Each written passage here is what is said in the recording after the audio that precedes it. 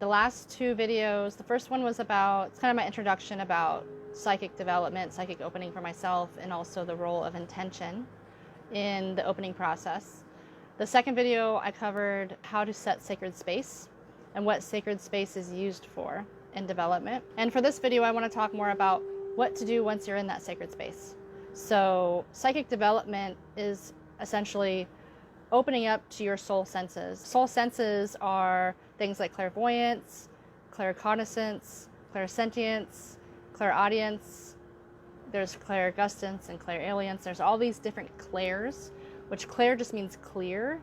So clairvoyance is clear seeing, and then clairaudience is clear hearing, clairsentience is clear feeling, claircognizance is clear knowing, or clear cognition. So these are just words to depict how we receive information from the non-physical realm. So it's the way that our soul communicates to us what's in the non-physical realm, so basically what's in spirit. So there's many things you can do when you're in sacred space to help develop and fine-tune your soul senses and to make a strong, deep connection with those soul senses. I already mentioned some of those things in the last video. I talked about how when you drop into that sacred space, into that meditative space, that your soul will already start working with you. And some of that may be very uncomfortable and distressing. You may have traumatic memories come up.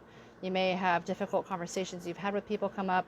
And that's not necessarily your ego or your mind generating that's your soul bringing to you the things and aspects that are unresolved. And your soul, basically the intention of your soul is to help to clarify and refine you, to help resolve what's unresolved in you so that you can be more present and more authentically embodied in yourself, in your personality, in your persona. It's basically like Carl Jung talks about the soul. He calls it the self, the capital S self. The self is this archetype that contains all the archetypes and is the central archetype that organizes our lives. It brings experiences to us. It rules our unconscious and the way that we perceive and the way that we interact with people.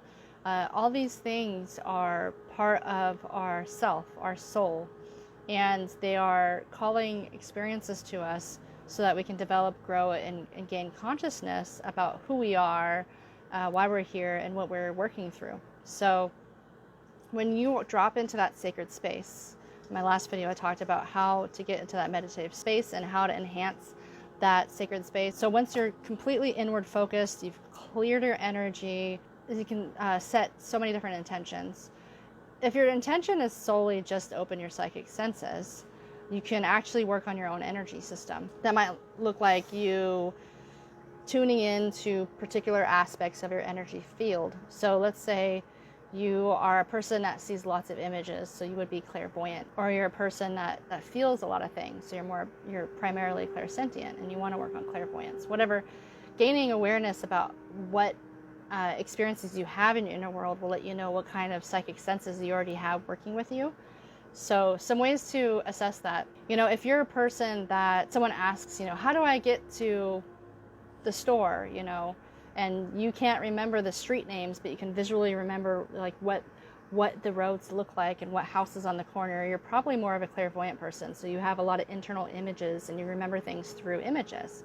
Or if you're a person that has a really hard time remembering names, but you never forget the way a certain, a particular person feels, you may be more clairsentient. Another clairsentient thing is, being able to feel whether a certain decision you're making feels right or not, even if it seems irrational, but some part of you feels and knows that you should do this decision versus the rational decision, and you can't really explain why, you just feel it to be true.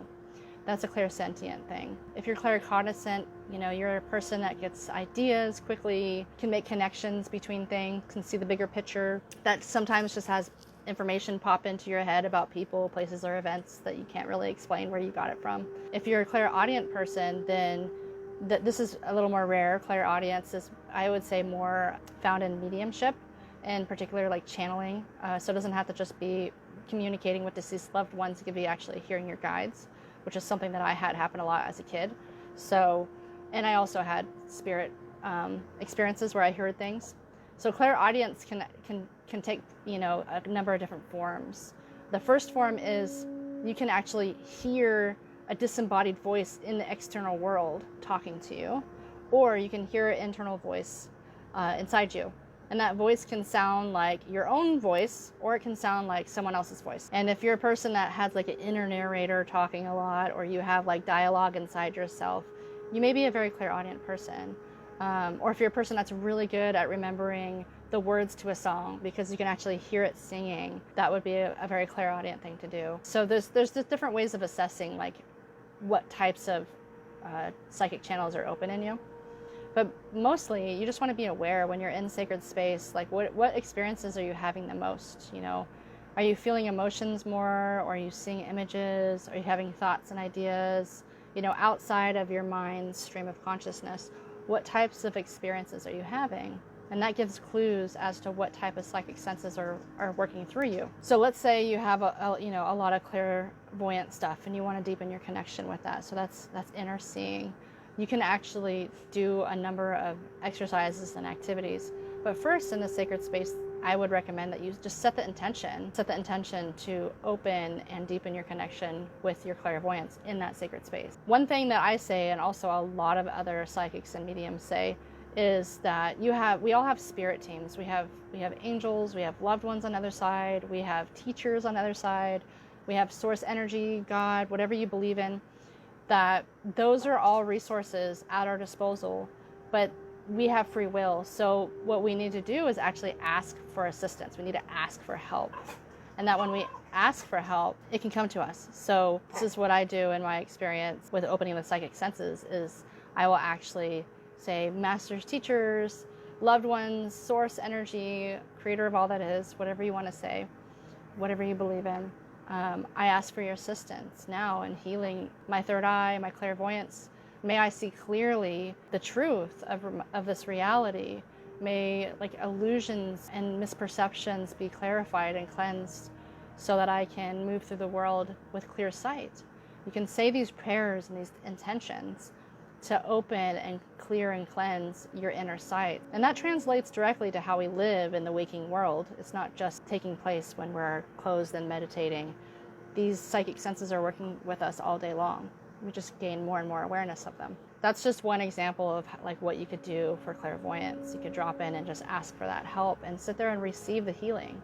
Say, I receive the healing now, and just sit there and see what happens. You might actually experience a presence come forward. You might actually see a really bright light happen behind your eyes. You know, anything could happen. Nothing may happen at all to you, but something may be happening unconsciously. I do believe that when we set an intention and we focus our attention on that intention, that things happen. Energy moves. Whether we're experiencing that change or not, it's happening. So this is a way you can heal yourself and deepen your connection. Now, another thing you can do when you're in sacred space is actually begin to develop and practice through doing healing on yourself. Let's say you have a difficult relationship with someone. That's something we all face. And you're not sure exactly what to do, how to be, what to say to this person. So when you're in soul space, you can bring that question up in your heart space and just say, okay, you're asking the wisest part of yourself, the soul, which is connected to your spirit. Soul and spirit, kind of the same thing. There's lots of definitions about that. I'm not going to get into that conversation right now. But you're talking to the part of you that is much more expansive than the physical body and the physical realm. It's a part of you that sees the bigger picture, that knows what this person's going through and what this person's going through and what your contracts or relationships are together and what you're working through. The things that seem invisible to us when we're in the physical dimension. You can drop into that soul space and say, I would like some help and guidance in this difficult relationship. What can I do? What should I say? What should I do next? Is this decision I'm making the best decision? And ask these questions and just feel into them. They may be very minute answers that are hard to discern at first, but I promise the more you drop into your soul space, the louder and clearer those answers will be. So for example, when I first started, I was doing hypnotherapy training. The first 2 weeks of the training, we were doing hypnotherapy sessions and we were giving hypnotherapy sessions. And as I was receiving sessions, I wasn't seeing anything. And I'm a very clairvoyant person. So I'm supposed to be going back to memories. I'm supposed to be meeting a guide. And I wasn't seeing anything. All I was seeing was balls of light behind my eyes. I kept seeing this ball of light. But there was a feeling to the ball of light. So the person that was guiding me was like, okay, so you see a ball of light. What does the ball of light feel like? So that's another approach and dimension for me to unfold that information. So I was stuck with a static image of like a ball of light. And I'm like, I don't know what else to do. So you use your other soul senses to unpack what that ball of light is showing you. And you ask questions and you interact with it. So I had a really good guide in this hypnotherapy session. So she said, okay, see this ball of light? What does it feel like? And I hadn't thought to think that way. Like, what does it feel like? So I tuned into, like, kind of dropped my energy down into my body, and I felt like, what does it feel like? And I had this major rush of unconditional love come over me. And that's the best way I can describe it. I felt like it was like I had a gigantic hug, you know, and tears were rolling down my eyes because it was just such an immense love. And I was like, wow, I feel this unconditional love. I just feel so held and loved right now. And what it was a guide of mine. It was an angel of mine that was coming forward at the time. And so she's like, okay, so you see this pink ball of light, you feel this unconditional love. When you're in hypnosis, you don't want to ask questions that engage your mind, like, what is this? How is this working? Because that brings your mind in. So don't ask those kind of questions, but use your soul senses. So she was like, when have you felt this energy before? So I dropped in, and I didn't use my mind to answer that question. I dropped in, and I actually had a memory come back to me of when I was a kid in my yard, and I was all alone, and I was kind of talking to myself, and I felt this loving presence. It felt very feminine. So that opened up another level of connection to this ball of light. And she said, okay, so you were talking to this energy, so it's like an entity, it's like a... And I said, yeah, it feels feminine, it feels like a motherly, it feels like a motherly energy. And she said, okay, well, let's just step back and ask, is there a name to this energy? And of course, I immediately went into my mind when she said that. But with some guidance and help, I dropped in, and I had a name come to me. I didn't hear the name, but I actually saw the name spelled out. And I saw it one letter at a time, so I didn't see the whole name all at once. I saw an A, I saw a Z, I saw I, or R-I-E-L, like Azrael is what the name was. And then I said, I think it's Azrael. I didn't even know how to pronounce it because I didn't hear it. I saw it. And I was really surprised because I was like, the first thing when she said, what is the name? I'm like, I'm not going to get a name. That was my first reaction. And that's how doubt stops intuition. When we don't think we can access information that we can't possibly have access to, we stop the ability for us to receive information. So I saw the name. So this is the way that I was engaging with this ball of light. And you can do this on your own. It's nice to have a guide in a session to help you, especially if you're really new to this. And that was why the hypnotherapy was so paramount to me developing my psychic senses, because that's basically what we were doing most of the time. But in your own meditative position, in your sacred space, you can engage with whatever content arises in you. Now, the stream of consciousness of thought, you're not engaging with, but you're dropping into your body and you're paying attention to your inner senses. And this is another way you can practice and develop. It's not like you're visualizing your energy centers opening up and you're unlocking your psychic senses. That's not the way this is working. The way this is working is that you're actually engaging with the content that your soul is giving you, and therefore you're deepening your connection with your soul by doing so. And in doing so, you're healing. So you've already set the intention to open your psychic senses. So the soul is giving you things that you need to heal. I tell you, when I started this process, I had a lot of experiences with insights into my throat chakra. I had a lot of fear about talking to other people about this in my life, like friends and family. I had the development circle, and I had people from the hypnotherapy training and some people from the Reiki master community that I could talk to. But other than that, I didn't have, like, my normal family and friends. I could not talk about this stuff with them. They would laugh, roll their eyes, or call me crazy. So I was really struggling with being authentic in all of the different roles and different spheres of my life, and I was trying to embody my soul in everyday life, and that was a really challenging thing for me. And so in this meditative state, I was always asking, like, okay, how can I best do this? Should I share this information? Like, let's say I got some information for a family friend of mine that I knew would not be receptive if I told her that I got it through a vision. But if I told her I dreamt about it, she might be willing to hear. She might think it's significant. So I had some synchronistic things happen also in the external world that answered my questions that I was holding in my meditative states. So this is the way, we start to develop and practice these inner senses in the sacred space. So when you're in the sacred space, you're really still and holding whatever comes up. And that, like I talked about in the previous video, that aspect of neutrality, of not judging things as good or bad, or as like, oh, why isn't this healed yet? Like being frustrated at yourself for what's coming up. Just allow it to come up and know that what it needs is your awareness and your attention. And it needs your love and acceptance. And whatever you need to do to move into that, do that. And your soul will guide you through that. Yes, it's extremely helpful to have an external guide, like a person in real life that is versed in doing soul type work, which is what I'm here for. If you ever need support, you can message me. I love helping people unfold their lives and heal. And that's really what I'm here for all of you also.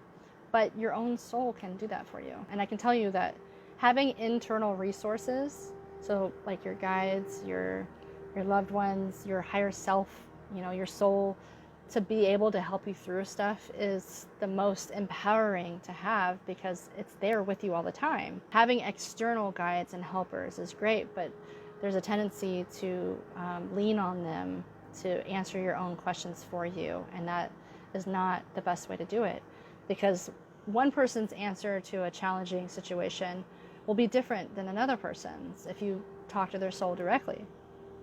So everyone has their own unique problems and solutions. So this is the direct way to your ultimate truth.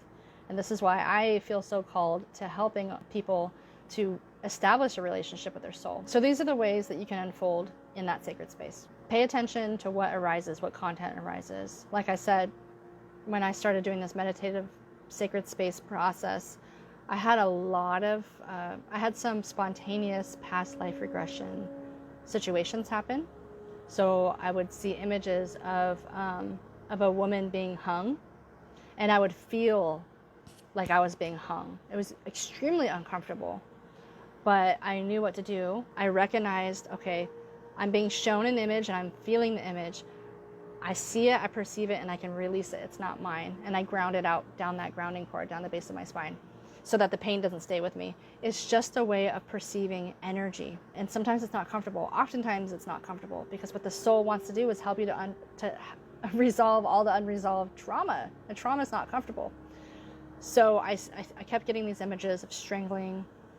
And that's really how I felt. I felt choked in my life, that I could not express myself authentically, that it wasn't safe, that I was going to be hung.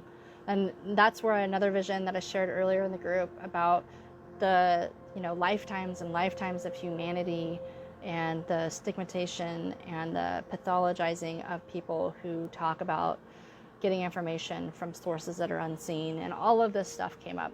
So I'm still healing layers of this throat chakra, and this has been really my soul's path in this lifetime. So pay attention to the content, engage with it, and it will come alive in your outer life, your outer waking life. You'll start to have synchronicities. Someone will mention a famous person or a book, or like something that they ran into. It'll be super pertinent and related to your inner world, and it'll seem like you're going crazy, but actually it's not like you're going crazy. To me, those synchronicities, the things that confirm what's going on in your inner world and the outer world, which is what synchronicity is, it's just evidence that the spiritual dimension is real.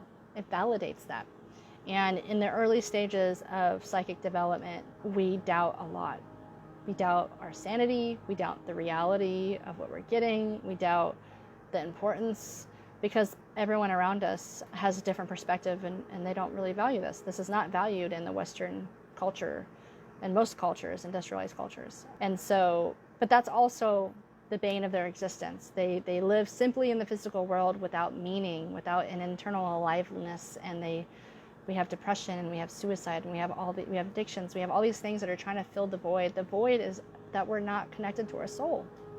So when we start to connect with the soul, we start to become whole and complete, and we start to heal. We start to feel more alive. I've explained this in other videos, but I'm going to explain it again because this is pertinent to the situation. That when you start to allow this unconscious content that needs to be resolved to come up and start to engage with it and start to become conscious of it, that actually liberates part of your consciousness that's suppressing that content, gets expended. So now it's at your disposal for presence, so that your presence and your joy and your vitality is more alive. So when you look at children and how present and how intense and how just excited and alive they are, and then you look at most adults and you see how how stressed out they are and how hard it is for them to be fully present and play and just be. The difference is that between the childhood and the adulthood, all this stuff happens that our consciousness is trying to resolve without our ego wanting to directly interact with it, because it's threatening. It sees it as being threatening. But when we drop into the soul space, it's safe space for our soul to help guide us to heal that stuff. And when we free that unconscious content, that energy is now available for our presence and our consciousness, and we feel more alive and vibrant, like we did when we were kids. So it's really tremendously beneficial and helpful. So I just talked about how we can engage with our soul in sacred space, what types of ways to practice and develop with our psychic senses in our inner world and ways of perceiving. For the next video, I am going to talk about the importance of repetition and commitment and the ways in which we can engage with our soul in waking life.